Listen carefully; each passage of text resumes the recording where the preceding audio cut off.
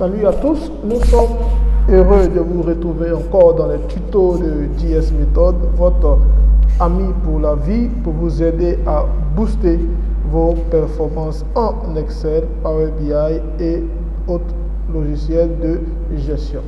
Pour ce tutoriel du jour, nous allons essayer de concevoir un tableau de bord des répartitions par devise des dépôts à l'ouverture de compte. Alors, nous sommes un stagiaire qui vient de commencer dans une banque de la place et notre responsable nous donne une base de données et il nous demande de nous faire une analyse des dépôts à l'ouverture de compte. Montant dépôt initial. Alors, nous voulons impressionner notre responsable et nous allons essayer ensemble de concevoir un tableau de bord faisant cas de répartition par devise des dépôts à l'ouverture des comptes. Alors, nous vous demandons de nous suivre attentivement dans toutes les étapes. Pour commencer, nous allons dans nos données. On va essayer de faire ressortir ici certains TCD, tableaux coordonnées dynamiques, pour nous aider à faire la modélisation de notre tableau de bord. Alors, nous allons dans Insertion, Pivot de table. Ici, on nous demande si nous voulons une nouvelle feuille de calcul ou la feuille de calcul existence. Je préconise une nouvelle feuille de calcul qui sort ainsi. Alors, nous voulons analyser les montants de dépôt initial. On met ça en valeur. Nous recherchons d'abord les devises. Alors, devise du compte. On voit ici qu'avec notre TCD, on a la répartition par devise des différents dépôts faits à l'ouverture de compte. On va ici renommer le tableau qui va être très utile pour la connexion des segments dans la suite. Alors, on va dire ici montant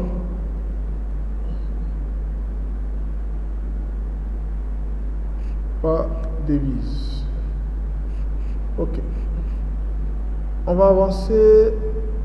On va créer encore un autre tableau coordonnées dynamique. Pour aller vite, on va faire copier-coller de ce tableau-là.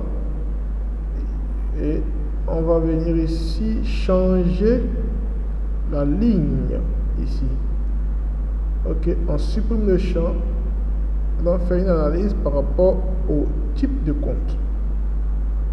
Type de compte. Alors, type de compte, compte courant, on a la valeur, compte épargne, nous avons la valeur des dépôts qui ont été faits. Vous voyez, c'est le même total qui s'affiche ici.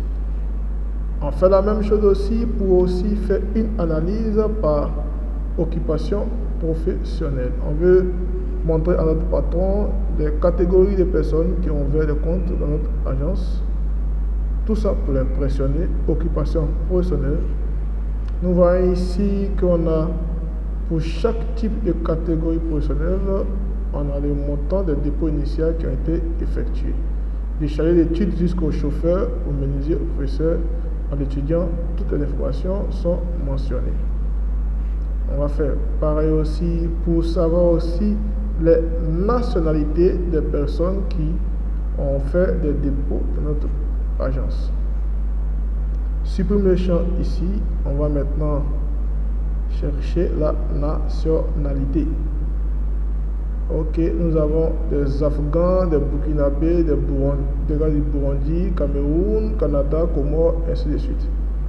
Toutes ces informations aussi pouvaient être calculées en utilisant les formules somme-ci ensemble ou somme-ci simplement, mais avec les TCD, nous allons encore plus rapidement.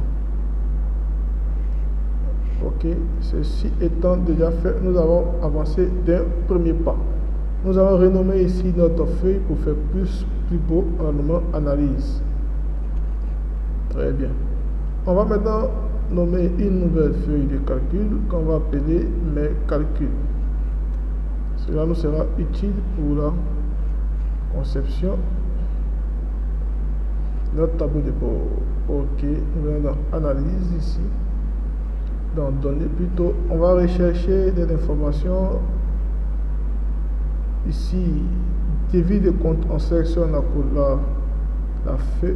colonne plutôt, on sélectionne la feuille, CTRL C. Dans mes calculs, on va faire un CTRL Au clic droit, on se coupe ici. On va supprimer les doublons, vous allez comprendre. Supprimer les doublons. OK. Et les valeurs des devises ressortent. Ici, on met devise. Là, on met le montant. Très bien. Qu'est-ce qu'on fait? Égal ici. On vient dans notre analyse ici. Franc CFA. On prend OK. On recopie directement. Pour les zéros, on recopie directement. Pour les dollars, on recopie directement. Pourquoi nous faisons ça? Parce que nous allons essayer de renseigner ces informations-là à l'aide d'une formule pour les ajouter dans les champs ici qui sont de couleur blanche pour rapporter directement les informations ici. Si nous voulons le faire à base des informations de tableau de dynamique, cela peut être un peu compliqué pour un début. Donc on facilite la tâche en recopiant les informations ici. On fait une petite mise en forme. Tableau, OK, et là on va essayer de faire comme ça, mettre la couleur blanche, mettre du gris pour rendre plus intéressant, essayer d'agrandir un peu, c'est parfait. On va faire la même chose aussi pour les types de comptes. On vient d'en donner type de compte, OK, CTRL C, on vient d'en mettre calcul, OK, on va faire aussi CTRL droit, ça. On supprime les doublons. C'est d'autres astuces que nous apprenons en même temps. Comment supprimer les doublons? Ici, on met compte, OK, montant. Très bien. Et là, égal. Analyse, épargne. On fait la même chose pour épargne. On fait aussi la même chose pour courant. OK, c'est parfait, c'est parfait, c'est parfait, c'est parfait. C'est plus que parfait.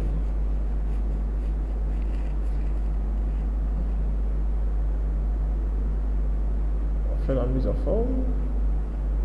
OK. OK. On va ici prendre avec le pinceau de recopier les formes. Recopier la forme ici.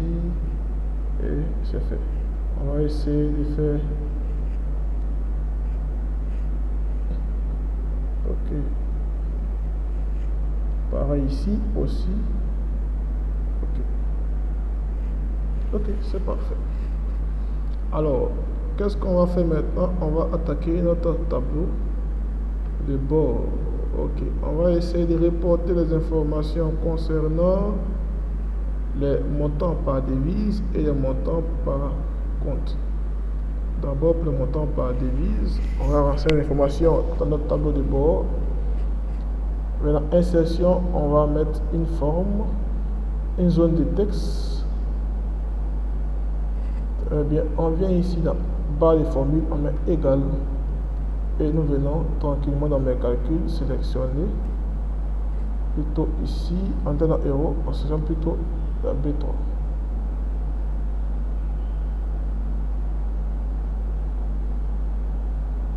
OK. On va faire ici un dupliquer, CTRL D pour dupliquer 3 fois plus que. On va mettre ça ici et ici. Pour le faire, je vais faire CTRL D pour dupliquer. Nous venons ici dans franc CFA égal. On vient chercher ici les informations pour les francs CFA. B2, OK. Pareil pour les dollars. OK, ça serait dans. OK. OK, les informations sont déjà mentionnées. On va maintenant faire une mise en forme. On va essayer d'enlever le contour.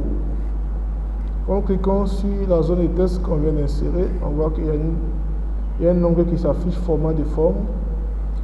On vient dans le groupe style et forme. On va déjà supprimer aucun remplissage et aucun contour. Très bien, on va faire la même chose ici aussi.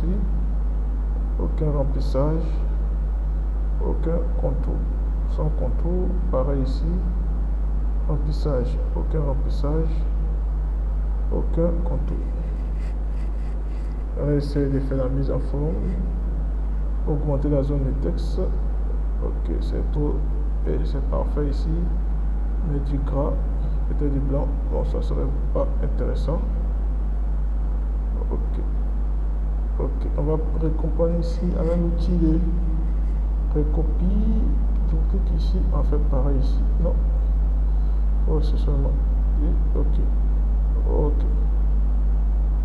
Notre tableau commence à prendre forme petit à petit. On va essayer d'aligner tout ça. Et là, nous sélectionnons contrôle, on sélectionne tout. Nous venons ici dans format de forme toujours. On va essayer d'aligner et d'aligner au milieu. Ok, notre tableau de bord commence à prendre forme petit à petit. Alors, qu'est-ce que nous allons faire maintenant? Nous allons essayer avec les informations concernant les types de comptes, essayer de créer un anneau circulaire ici pour montrer la proportion des dépôts à l'ouverture de compte et sur les différents types de comptes que nous avons dans notre agence. Pour savoir quel type de compte est prisé par nos clients et celui qui n'est pas prisé. Pour ce faire, nous allons dans mes calculs, non, dans analyse plutôt, on va cliquer sur le tableau dynamique concernant les types de comptes. On va dans analyse du tableau croisé dynamique, graphique croisé dynamique. On va chercher un secteur, et dans anneau. Très bien, on sélectionne. Ok, on va le garder ici d'abord tranquillement. On va essayer de faire une mise en forme ici pour rendre un peu plus. On va essayer d'insérer ici un tableau arrondi. On va mettre quelque chose comme ça. Bon, pour les jeux de couleurs, vous pouvez mettre les couleurs que vous voudrez lors de votre présentation. On va garder cette couleur là pour aller rapidement. Et nous allons partir maintenant dans l'analyse ici. On va supprimer les champs, masquer tous les champs ici car ils n'intéressent pas ici. Et nous allons faire CTRL X pour couper, venir dans le tableau de bord, faire un CTRL V. On va essayer de diminuer un peu la taille de notre anneau. On va faire une mise en forme ici pour supprimer aucun remplissage et enlever le contour. On va directement sélectionner ça et mettre par ici, agrandir un peu. Très bien, et c'est parfait. Ici aussi, on va enlever les contours, pas les remplissages, mais plutôt les contours. Le remplissage est parfait, on va enlever les contours. Ok, on va renommer ici pour dire type de compte. Type de compte. Très bien. Notre tableau de bord commence à devenir intéressant.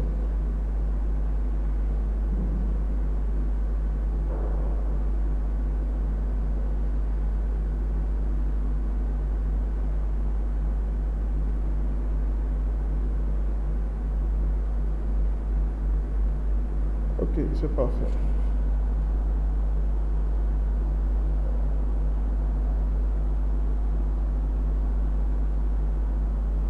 C'est parfait, type de compte. Ok. Qu'est-ce qu'il y a écrit ici?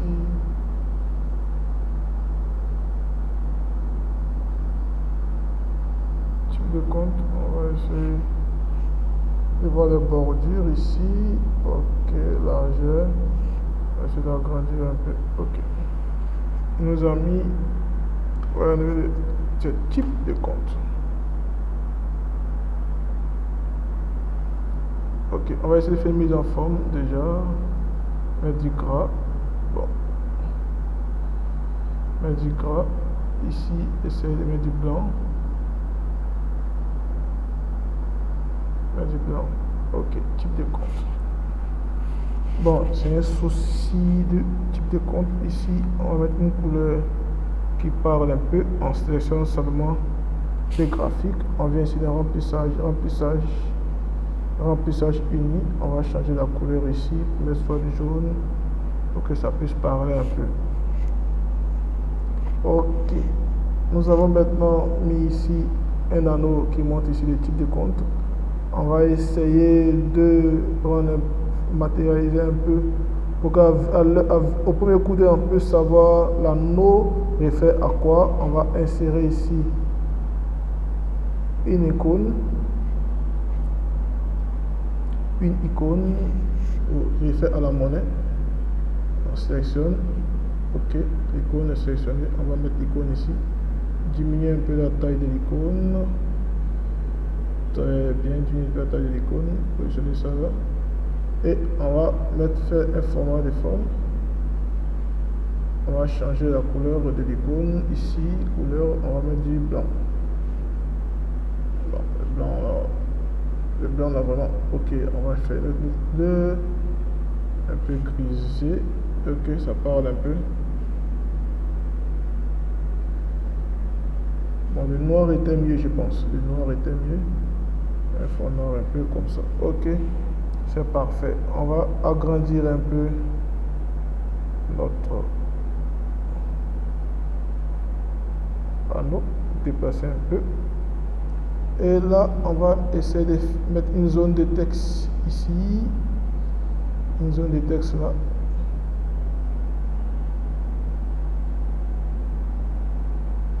Ok, pour mettre ici la valeur. On met égal ici. Pour mettre la valeur, on met dans mes calculs la valeur du compte en question. Très bien, c'est épargne ou si c'est courant. Nous comprenons. Ok. Très bien. Ok, l'écriture est un peu. Ok, on va essayer de faire comme ça. Là, il nous faut agrandir notre graphique. De ce côté.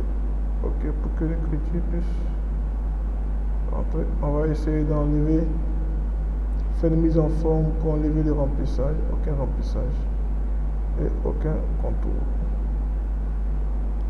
Ok, on voit déjà la proportion. Mettre là. Qu'est-ce qu'on fait? On peut mettre du blanc, et mettre du gras. Ok, notre tableau commence à prendre forme petit à petit. On ferme ici l'onglet et nous allons venir dans l'analyse. On peut aussi essayer de faire un histogramme avec les nationalités pour qu'on puisse savoir quelle nationalité il s'agit. On va comprendre. Nous venons ici dans création 1, ici, analyse graphique dynamique. On va essayer de prendre ici un histogramme. On va choisir ce que nous voulons. Si c'est un histogramme comme ça. Ok. Ou pourquoi pas une courbe. Nous pouvons ici choisir une courbe. Comme ça. Une courbe. Ok. On va choisir cette courbe. Non, cette courbe. Non. Tout dépend de nous si on veut qu'il y ait des points. Cette courbe là. Ok. La courbe ici, on va supprimer les champs qui ne nous intéressent pas. On va masquer tous les boutons. Là, on va supprimer ça. Et on va faire CTRL X. Notre tableau de bord, on va CTRL V ici, mettre notre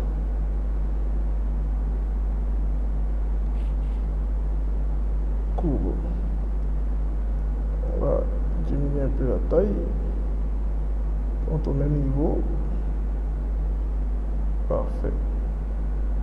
Qu'est-ce que nous avons? Nous avons ici toutes les informations concernant les nationalités de nos clients.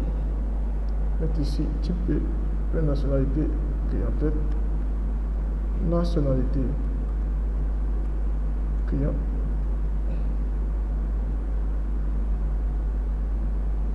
On peut faire une mise en forme ici, on peut mettre ici petit gras, ici, on peut ici même changer le nom du graphique si on veut. Hein. Type de graphique, on peut mettre ici nationalité. Maintenant sur le graphique par nationalité si on veut. Ok, on avance petit à petit, on ne fait aucune mise en forme ici, on laisse comme ça. Et notre tableau de bord prend un peu forme, mais on veut le rendre un peu plus dynamique. Pour ce faire, nous allons ajouter un segment. Ok, on va dans analyse. Nous cliquons ici sur un tableau côté dynamique et nous allons venir dans insérer segment. On nous demande, on veut que notre segment porte sur quoi? Nous allons choisir l'occupation professionnelle. Ok, très bien. On va faire CTRL X. On va venir dans notre tableau de bord pour recopier notre segment ici. CTRL V.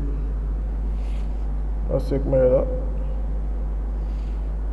Oh, très bien. Segment ici. On les met là pour qu'on puisse bien comprendre.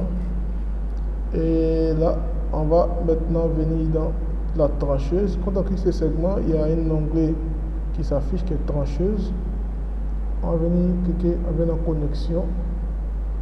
Et vous avez vu, on a tous nos coordonnées dynamiques, tableaux coordonnées dynamiques sont ici créés. On va essayer là de les mettre en sélection. Bon, nous aurons pu à l'avance nommer nos différents tableaux pour avoir une vision claire. On ne l'a pas fait, mais ce n'est pas grave. On peut le faire directement avant de continuer. On vient ici dans Analyse. Cliquons ici. Là, on va changer le nom ici. On tombe pas de vis, parce que c'est déjà mis. Moi, ça n'affiche pas. Je ne sais pas ce qui s'est passé. On revient. Le tableau de bord plutôt. On va faire la connexion. Le rapport, on va sélectionner tous les tableaux. Voici dynamique. On la fait analyse. Ok. Qu'est-ce qu'on constate? Quand on prend chargé d'études, nous voyons que les montants changent. Nous voyons ici qu'avec les clients qui ont une occupation qui est égale à chargé d'études, on a des dépôts à l'ouverture de compte en euros de 15 900, de 8 612 500 en francs CFA et de 2 987 en dollars. Les types de comptes ici, nous voyons ici qu'il y a plus de comptes courants que de comptes épargne. Et quand on va sur chef de produit, qu'est-ce qu'on constate? On voit ici que les tableaux évoluent. La valeur ici, ça concerne ici la proportion de ici pour le compte en question. Et là, vous voyez, ainsi de suite. Ainsi de suite. Ainsi de suite. Qu'est-ce qu'on avait pris comme données? On avait pris F2 dans mes calculs. Donc ça nous réfère ici F2 au compte d'épargne. Ok. On pourrait faire d'autres modélisations à ce niveau aussi, mais non, laissez là. On dit à notre patron que la valeur du compte d'épargne 4 millions. Ok. Chef des ventes, on voit ici. Vous voyez, les informations changent. Okay. On peut aller encore plus loin, mais nous allons nous arrêter ici. Et dans une deuxième vidéo, vous montrer comment rendre dynamique encore cet anneau. J'espère que notre tuto vous a aidé et que vous pouvez le reproduire dans vos activités quotidiennes. Nous vous encourageons à liker la vidéo, à la partager dans votre communauté et nous vous encourageons aussi à rejoindre notre communauté Excel via WhatsApp dont le lien se trouve dans la description. A très bientôt pour un nouveau tuto avec JS Method. Bye bye.